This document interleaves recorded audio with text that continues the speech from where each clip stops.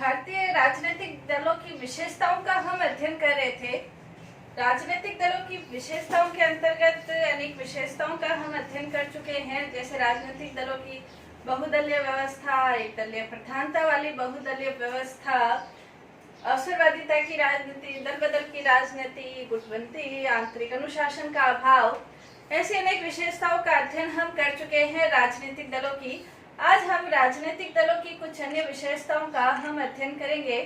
राजनीतिक दलों की अन्य विशेषताओं के अंतर्गत सर्वप्रथम हम देखते हैं वंशानुगत नेतृत्व या पारिवारिक राजनीति, या राजनीतिक दलों के अंतर्गत परिवारवाद का प्राधान्य। भारतीय राजनीति के अंतर्गत हम देखते हैं कि हर एक राजनीतिक दल में परिवारवाद हावी रहता है।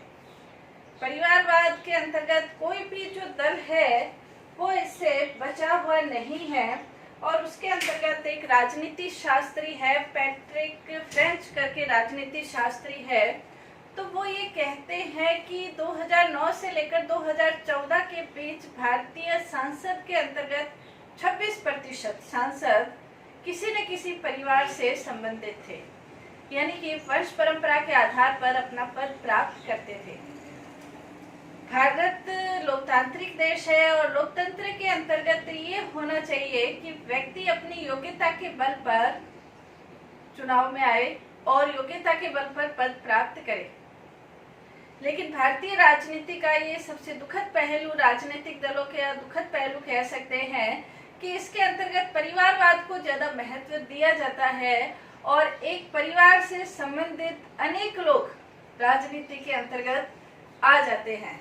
जैसे बिहार के अंतर्गत यदि देखा जाए तो बिहार के अंतर्गत राष्ट्रीय जनता पार्टी और उसके जो अध्यक्ष है लालू प्रसाद यादव, तो लालू प्रसाद यादव के बेटे, बेटी और उनकी पत्नी, जिन्हें की राजनीति का राबड़ी देवी क्या अनुभव था, तो ये परिवार के आधार पर इनको पद प्राप्त हो जाते हैं, वो लोकतंत्र नहीं कहा जा सकता। इसी प्रकार उत्तर प्रदेश के अंतर्गत यदि देखा जाए तो समाजवादी पार्टी के जो अध्यक्ष मुलायम सिंह यादव, उनके पुत्र अखिलेश यादव, ये कहा जाए कि उनके परिवार से संबंधित एक रिपोर्ट के मुताबिक परिवार से संबंधित करीब 20 लोग राजनीति के अंतर्गत शामिल हुए। ये स्थिति हो गई कि मुलायम सिंह यादव को ये देखना पड़ा कि उन्हें भतीजे को टिकट दिया जाए या भाई को टिकट दिया जाए। तो एक परिवार में इतने लोग राजनीति के अंतर्गत शामिल होते हैं। कहा यह जाता है कि भारत दुनिया का सबसे बड़ा लोकतंत्र है, लेकिन राजनीतिक दल अलोकतांत्रिक आचरण कर रहे हैं, जो वास्तव में सही स्थिति नहीं है। एक राजनीति शास्त्र ये लिखते हैं कि भारतीय संसद रिश्तेदारों से भरी हुई संसद लगती है, तो ये वास्तव में सही स्थिति नहीं है। पारिवारिक नेतृत्व या वंशानुगत नेतृत्व राज्यों की राजनीति तक हो, ये भी सही नहीं है, लेकिन वंशानुगत नेतृत्व के आधार पर प्रधानमंत्री पद प्राप्त कर लिया जाए, ये कहाँ तक सत्य है, ये विचार करने योग्य बिंदु है। अगर ये देखा जाए तो कांग्रेस के अंतर्गत भी वंशानुगत नेतृत्व की स्थिति रही है। बीजेपी के अंतर्गत यदि सर्वोच्च स्तर पर नहीं है तो भी बीजेपी के अंतर्गत भी करीब 26% वंशानुगत आधार पर सर्वोच्च स्तर पर नहीं होकर तो निचले स्तर पर भी अनेक ऐसे व्यक्ति हैं जिन्होंने वंशानुगत आधार पर टिकट प्राप्त करने की कोशिश की है। कांग्रेस हो, बीजेपी हो, सिर्फ यही दो दल नहीं है, बल्कि जैसे यूपी में समाजवादी पार्टी के अंतर्गत मुलायम सिंह यादव, बिहार के अंतर्गत लालू प्रसाद यादव, ओडिशा में पटनायक, ये बीजू पटनायक कह सकते हैं, तमिलनाडु के अंतर्गत करुणानिधि, अनेक ऐसे जो रामविलास पासवान है, अशोक गहलोत है, सचिन पायलट है, अनेक व्यक्तियों के हम नाम ले सकते हैं जो कि परिवार की स्थिति के आधार पर राजनीति में आने की कोशिश करते हैं, और जनता के द्वारा उनको स्वीकार भी कर लिया जाता है। स्थिति लोकतंत्र के लिए सही नहीं कही जा सकती है, क्योंकि लोकतंत्र वास्तव में जनता का शासन है, जनता के लिए शासन है।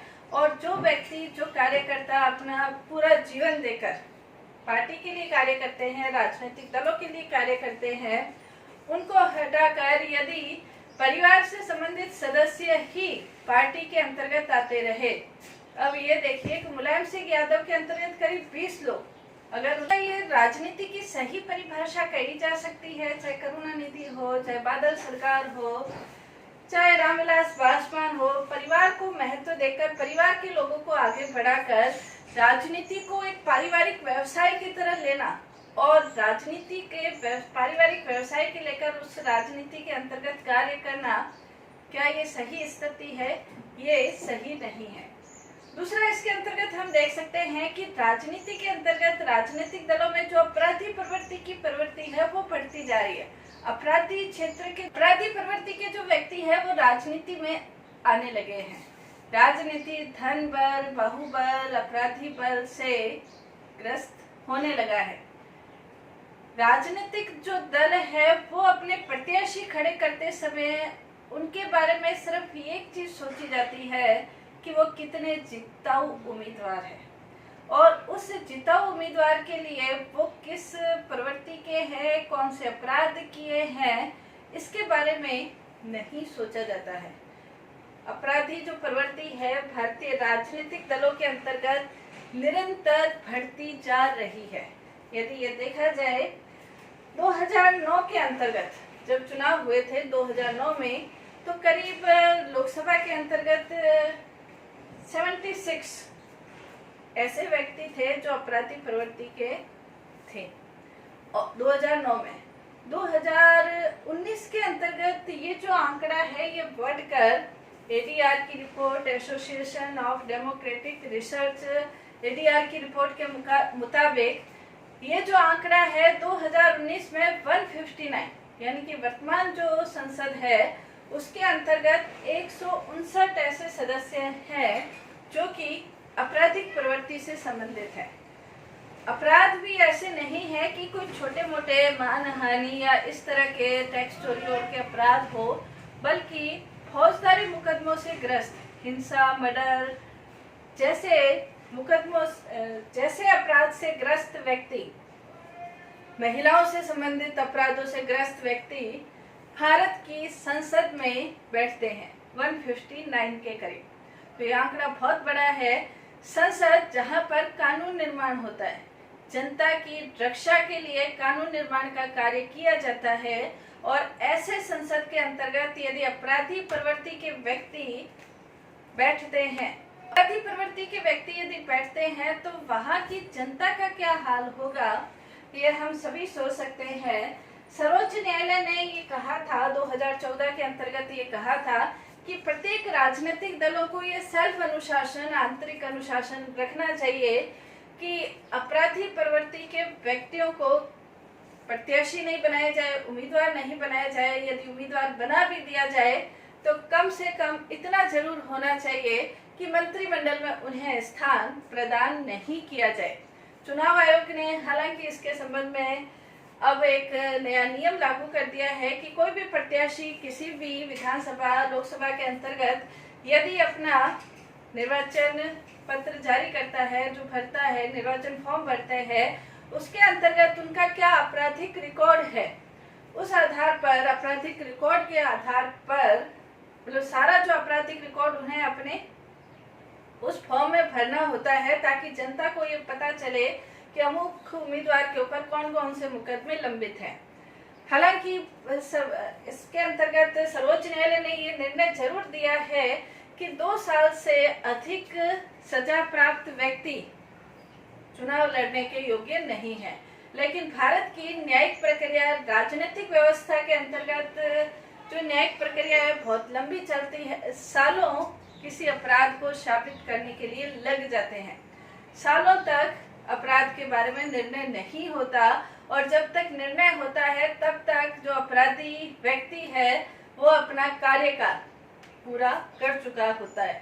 1 कार्यकाल, 2 कार्यकाल, 3 कार्यकाल भी अपने पूरे कर चुके होते हैं। तो इस तरह के अपराधी व्यक्तियों का जो अपराधी व्यक्ति जो भारतीय राजनीति के अंतर्गत घुस रहे हैं या भारतीय संसद के अंतर्गत अपना जो स्थान ग्रहण कर रहे हैं वो वास्तव में सही नहीं कहा जा सकता है।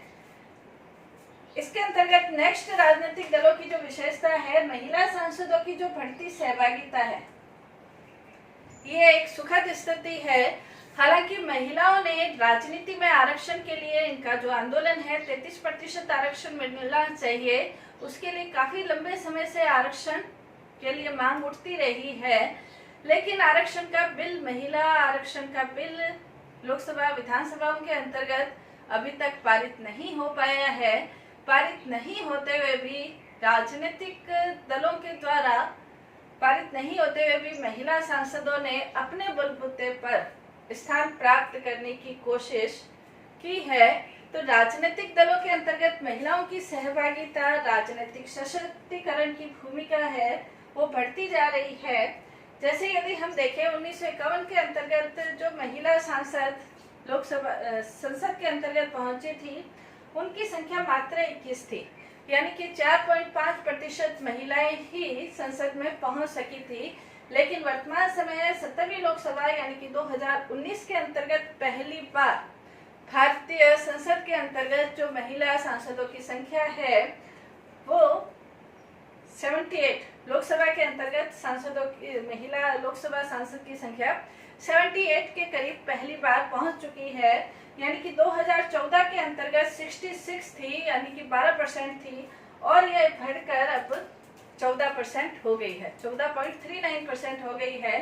लेकिन फिर भी यदि वैश्विक स्तर पर देखा जाए तो वैश्विक स्तर पर महिलाओं की राजनीति के अंतर्गत जो भूमिका है वैश्विक स्तर पर वो करीब 26% है। तो उसकी तुलना में तो भारतीय महिलाओं की पहली बार इतनी संख्या में पहुंचने के बाद भी उनकी सहभागिता सिर्फ 14% है।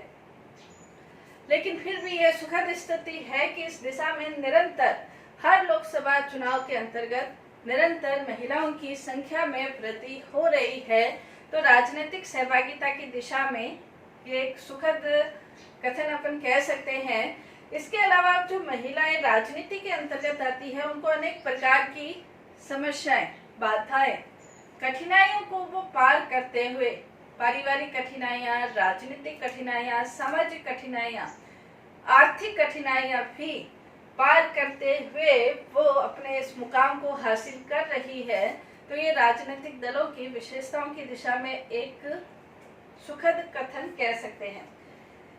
नेक्स्ट इसके अंतर्गत विशेषता हम देख सकते हैं कि राजनीतिक दलों को जो मान्यता प्राप्त होती है, जो मान्यता किस आधार पर प्राप्त होती है, कितना वोट प्राप्त कर, किस आधार पर राजनीतिक दलों को मान्यता प्राप्त होती है, और राजनीतिक दलों के रूप में, राष्ट्रीय दलों के रूप में मान्यता प्राप्त करना चुनाव आयोग के द्वारा अलग अलग निर्धारण मापदंड है, उसके आधार पर मान्यता प्रदान की जाती है।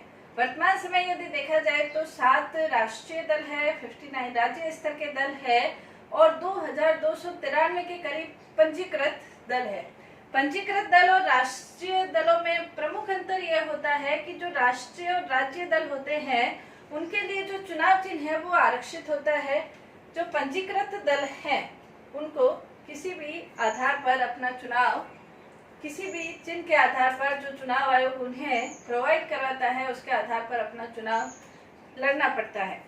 इसके अंतर्गत चुनाव आयोग की अपनी एक मान्यता निर्धारित की गई है कि किस आधार पर किसी दल को राष्ट्रीय दल और किस आधार पर किसी दल को राज्य दल घोषित किया जाता है। राष्ट्रीय दल घोषित करने के लिए आवश्यक है कि करीब जो राज्य है उसके अंतर्गत 6% वोट और 2 सीटें, लोकसभा के अंतर्गत 2 सीटें प्राप्त करना आवश्यक है, और राज्यों के अंतर्गत 6% वोट और 4 सीटें प्राप्त करना आवश्यक है। तो उसे राष्ट्रीय स्तर का प्राप्त होता है। इसके अलावा लोकसभा के अंतर्गत 2% स्थान प्राप्त करना, 2% स्थान प्राप्त करना आवश्यक होता है। इसके अलावा 3 विभिन्न राज्यों से करीब 4 राज्यों में सीटें प्राप्त, 4 राज्यों के अंतर्गत उनको राज्यों में राज्य स्तरीय दल के रूप में मान्यता प्राप्त करना आवश्यक होता है। 3 विभिन्न राज्यों के अंतर्गत भी उनको 2% सीटें प्राप्त करना आवश्यक होता है। इस आधार पर राष्ट्रीय दल बनते हैं। इसके अलावा राज्य स्तरीय दल प्राप्त करने के लिए या राज्य स्तरीय दल के रूप में मान्यता प्राप्त करने के लिए विधानसभा में 6% वोट और 2 स्थान प्राप्त करने आवश्यक है। लोकसभा के अंतर्गत 6% वोट। राज्य स्तरीय यदि किसी दल को मान्यता मिलनी है तो लोकसभा के अंतर्गत 6% वोट, कम से कम 1 सीट जीतना आवश्यक है, या विधानसभा के अंतर्गत 3% वोट 3 सीटें जीतना आवश्यक है, या कुल मिलाकर 8% वोट प्राप्त करता है तो उसको राज्य स्तरीय दल के रूप में मान्यता प्राप्त हो जाती है। तो राजनीतिक दलों की विभिन्न प्रकार की विशेषताओं के बारे में हमने अध्ययन किया। भारतीय राजनीतिक दलों में विभिन्न विशेषताओं का हम अध्ययन कर चुके हैं। धन्यवाद।